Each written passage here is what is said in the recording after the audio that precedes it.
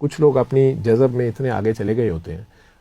आपका अब इसमें जैसे तवाफ है खाना काबा का, वो एंटी क्लॉकवाइज है, क्लॉकवाइज क्यों नहीं है?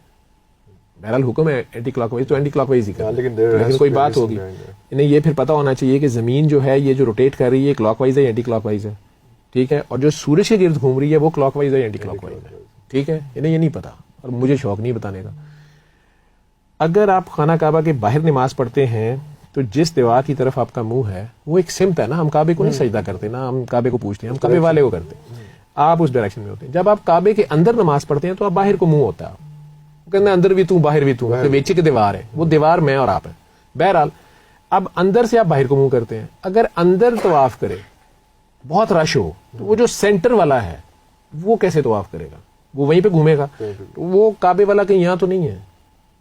वो ये धमाल कई तरह की होती है। एक धमाल है जो चौथे इमाम ने करबला से लेके शाम तक की थी।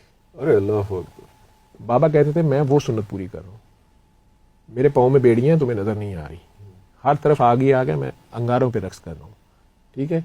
जो लाल शहबाज कलंदर साहब की धमाल है वो ये है, जो रूमी साहब वाली धमाल है वो ये, इसके गिर्द वो थोड़ा और है। खुशी की धमाल भी है, खुशी में भी धमाल होती है ना, ठीक है। और कोई आपको कह दे, जिस दिन आपको आपका माशूक कह दे कि तुम तो सारे के सारे मेरे जैसे हो, तो आप नाच उठेंगे कि नहीं? आपकी लैला आपकी माशूक कह दे, ठीक है। तो 3 बच्चे खेल रहे थे, उसमें से एक जो बड़ा वाला था, 2 भाई थे, एक और गुलाम था, तो उसमें से बड़ा वाला जो था वो कह रहा था कि वो इस तरह चल के आते हैं। वो तीनों का माशूक एक था, हीरो एक था, वो उनकी कॉपी कर रहा था बड़ा जबरदस्त। दूसरा जो गुलाम था वो कह रहा था वो ऐसे बात करते हैं, वो ऐसे बैठते हैं, वो ऐसे हाथ रखते हैं, वो ऐसे करते हैं। जो सबसे छोटा था वो अब वो उसको टीज गए, तुम्हें भी कुछ पता है उनका कि वो क्या करते हैं? अब उन्हें उसके अदब का नहीं पता, उसका अपना लेवल है, ठीक है। ऊपर से वो साहिब आ जाते हैं जिनकी वो कॉपी कर रहे थे, उन्होंने देख लिया, एंजॉय भी किया, लेकिन उन्होंने फौरन सिचुएशन को भांप लिया कि ये छोटू जो है ना, ये इसको अच्छा नहीं लग रहा है इनका ऐसे करना, अगर वो बड़ी अच्छी कॉपियां कर रहे हैं लेकिन उनका प्यार है।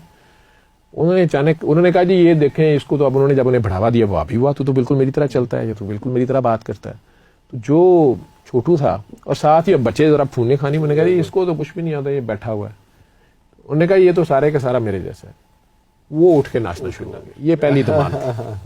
अब ये पता कर ले वो कौन था, इन्होंने प्यू का भी ना पता, तो मैं ठीक है।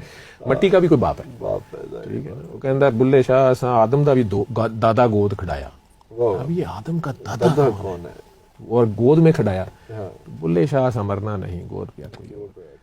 वो ये कहानी थोड़ी सी बीच में भारता के पेशेंट आएंगे ना, तो इसको आप साइकोलॉजी की जुबान में आप यूं समझ लें कि ये उसको एक थेरेपी है, धमाल की थेरेपी जो है उसको ट्रांस में ले जाती है। मोइज साहब इसको कहेंगे ये ट्रांस में ले जाती है, एनर्जी की जो बातें करते हैं।